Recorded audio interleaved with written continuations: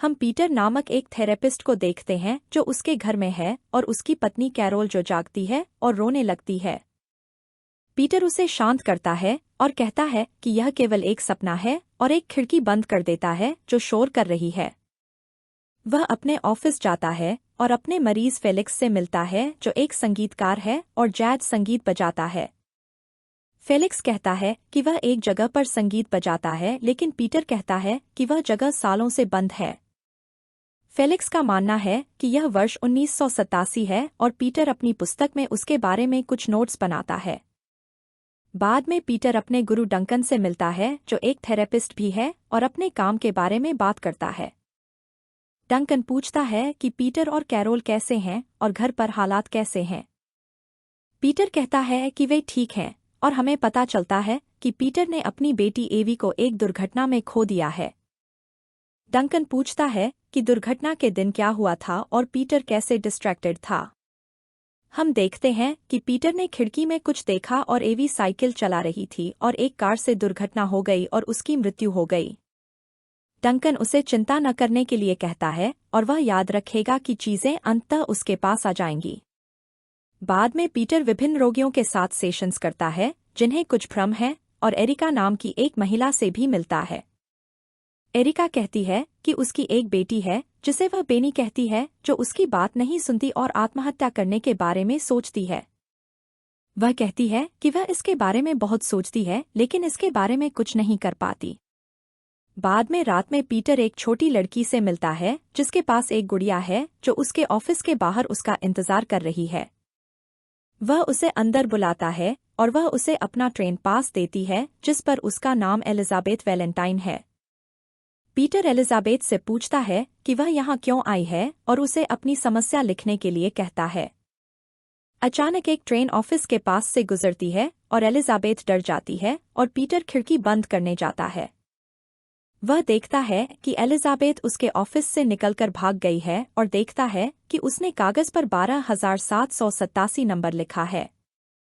Peter घर आता है और अपनी बेटी की चीजों से भरे एक बॉक्स को देखता है और कैरोल उससे पूछती है कि क्या वह ठीक है।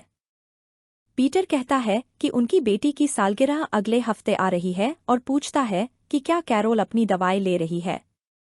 कैरल डिप्रेशन से पीड़ित है और वे अपनी बेटी की पुरानी यादों को भूलने के लिए यहाँ आए हैं। अगले दिन पीटर एलिजाबेथ को अपने ऑफिस में एक खिड़की के पास खड़ा पाता है से कुछ इशारा करते हुए। वह उसके पास जाता है और देखता है कि वह किसी चीज से डर गई है और उसका दम घुटने लगता है और वह गिर जाती है। वह उसे सोफे पर ले जाता है और दवा खोजने की कोशिश करता है, लेकिन एलिजाबेथ फिर से वहां से भाग जाती है। पीटर डंकन को इस बारे में बताता है जो उस पर विश्वास नहीं करता और कहता है कि वह इन सभी चीजों की कल्पना कर रहा होगा। डंकन ट्रेन पास मांगता है लेकिन पीटर कहता है कि उसने इसे वापस दे दिया और उसने जो गुड़िया पाई उसके बारे में पूछा। डंकन कहता है कि गुड़िया एवी की हो सकती है और वह एलिजाबेथ की कल्पना कर रहा है क्योंकि वह एवी की उम्र की है और उसका नाम एलिजाबेथ वैलेंटाइन भी ऐसा ही है जो ईवी का शॉर्ट फॉर्म है।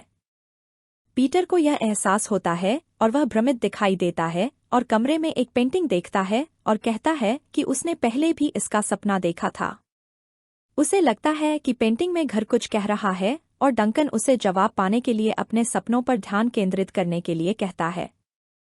बाद में पीटर को अपने दराज में ट्रेन पास मिलता है और एलिजाबेथ उसके ऑफिस में खड़ी मिलती है। वह कहती है कि उसके साथ एवी है और पीटर को एवी का भूत दिखाई देता है, लेकिन जब पीटर उसके पास जाता है तो वह गायब हो जाती है। बाद में पीटर ट्रेन में एरिका से मिलता है और कहता है कि वह जानती है कि वह क्यों खुद को मार नहीं कर सकती क्योंकि वह पहले से ही मर चुकी है। अचानक ट्रेन स्टेशन पर रुकती है और पीटर उतरता है और एरिका के भूत को खड़ा देखता है। वह अपने ऑफिस जाता है और एरिका और एलिजाबेथ के मृत्यु प्रमाण पत्र की जांच करता है और यह देखकर चौंक जाता है। बाद में वह अपने सभी रोगियों की जांच करने का फैसला करता है और पाता है कि सभी मर चुके हैं और संख्या 12,787 वास्तव में 12 जुलाई 1987 है। वह डंकन को मिलने के लिए बुलाता है और अपनी खिड़की के बाहर ट्रेन देखता है जिसमें उसके सभी मृत रोगी हैं। वह डंकन से मिलता है और कहता है कि उसके सभी रोगी 12 जुलाई या 13 जुलाई को मर गए थे और वह मृत लोगों को देख रहा है। पीटर कहता है कि उसे लगता है कि वह सभी को हेलुसिनेट कर रहा है और कहते हैं कि इन सभी रोगियों की सिफारिश डंकन ने की थी। अचानक पीटर को एहसास होता है कि डंकन भी असली नहीं है और दर्पण में उसका कोई रिफ्लेक्शन नहीं दिखता है। घर पर वह उनके बीच एक सामान्य लिंक खोजने की कोशिश करता है जो फॉल्स क्रीक नामक स्थान की ओर इशारा करता है। वह वहां जाने का फैसला करता है और इस स्थान की यात्रा करता है और हम देखते हैं कि उसके पिता विलियम भी यहाँ रहते हैं। विलियम इतने लंबे समय के बाद पीटर को देखकर हैरान है और हमें पता चलता है कि वह एक रिटायर्ड पुलिस अधिकारी है। विलियम एवी के अंतिम संस्कार में शामिल न होने के लिए माफी मांगता है क्योंकि वह बहुत दुखी था और पीटर कुछ दिनों के लिए रुकने का फैसला करता है। अपने पुराने कमरे में पीटर को एक बॉक्स मिलता है और वह उसमें से एक पेपर कटिंग निकालता है और उसे पढ़ता है और बाहर जाने का फैसला करता है।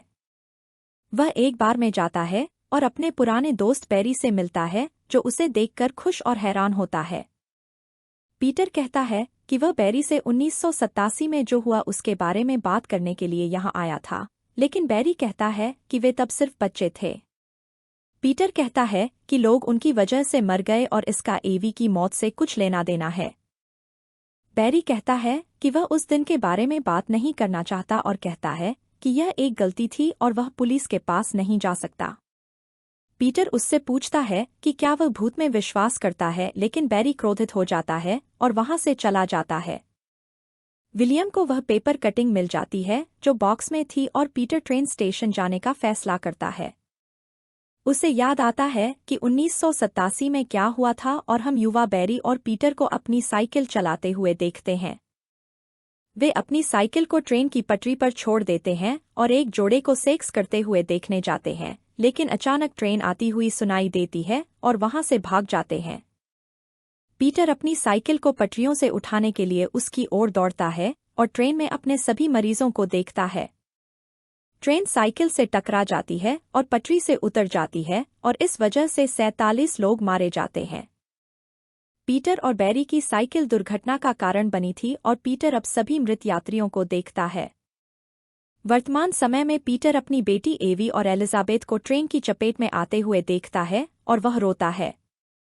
वह पुलिस के पास जाने का फैसला करता है, लेकिन अंदर नहीं जाता और भूतों को देखना शुरू कर देता है। रात में उसे एलिजाबेथ और एवी के झूले पर सवार होने का सपना आता है और डरकर उठकर पुलिस स्टेशन जाता है। वह पुलिस अधिकारी बारबरा के सामने अपना अपराध कबूल करता है और कहता है कि वह अपनी कॉन्शियंस को साफ करना चाहता है। पीटर एक फोटो देखता है और उसे पता चलता है कि बारबरा एरिका की बेटी है और बारबरा कहती है कि वह खुश है कि पीटर ने अपना अपराध कबूल कर लिया। वह कहती है कि पीटर पर कोई आरोप नहीं होगा क्योंकि वह तब बच्चा था और कहती है कि वह विलियम की वजह से पुलिस अधिकारी बनी। वह कहती है कि उसकी मां के निधन के बाद विलियम उसके प्रति बहुत दयालु था और वह उससे प्रेरित हुई। पीटर कैरोल को एक संदेश छोड़ता है कि वह जल्द ही वापस आ रहा है और अखबार की कटिंग जला देता है। वह देखता है कि अखबार जल नहीं रहा है और एक शोर आता हुआ सुनता है और उसे देखने जाता है। वह एक दरवाज़ा खटखटाता हुआ देखता है और अंदर जाता है। दरवाज़ा बंद हो जाता है और पीटर पर एलिजाबेथ हमला करती है। बारबरा पुराने मामले की जांच करने का फैसला करती है और कुछ पुरानी फाइलें पाती है। पीटर डंकन को देखता है जो कहता है कि अभी कुछ किया जाना बाकी है और यह सब एवी की मौत से भी संबंधित है। डंकन कहता है कि 2 साइकिलें पटरी से एक ट्रेन नहीं उतर सकती।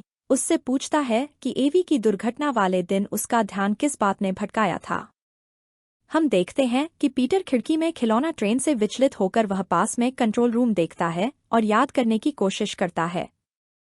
बारबरा कुछ तस्वीरें देखती है और उनमें विलियम और पीटर को देखती है और पीटर वापस ट्रेन स्टेशन जाता है। वह उस दिन के बारे में सोचता है और याद करता है कि उसने कंट्रोल रूम में किसी को देखा था जिसने ट्रेन ट्रैक लीवर खींचा था। वह कंट्रोल रूम के अंदर जाता है और पाता है कि बैरी ने खुद को मार डाला है और बारबरा को इस बारे में पता चलता है। वह पीटर से मिलती है जो उसे बताता है कि उसने बैरी का नाम नहीं बताया क्योंकि वह डर गया था और बारबरा उसे बाद में फ़ोन करने के लिए कहती है। पुलिस अधिकारी को कंट्रोल रूम के अंदर एक पिन मिलती है जहां बैरी मारा गया था। घर पर पीटर पुराने अखबार को देखता है और महसूस करता है कि दुर्घटना से पहले एलिजाबेथ गायब थी और उसका शव ट्रेन के साथ मिला था। वह उस रात की कुछ बातें याद करने लगता है और बारबरा से मिलने का फैसला करता है। वह उससे मिलता है और बताता है कि उसने उस रात एलिजाबेथ को एक कार से भागते हुए देखा था और कहता है कि वह दुर्घटना में सभी मृत लोगों को देखता है। बारबरा उस पर विश्वास नहीं करती है, इसलिए वह उसे उसकी माँ एरिका के बारे में भी बताता है और बारबरा डर जाती है और उसे जाने के लिए कहती है।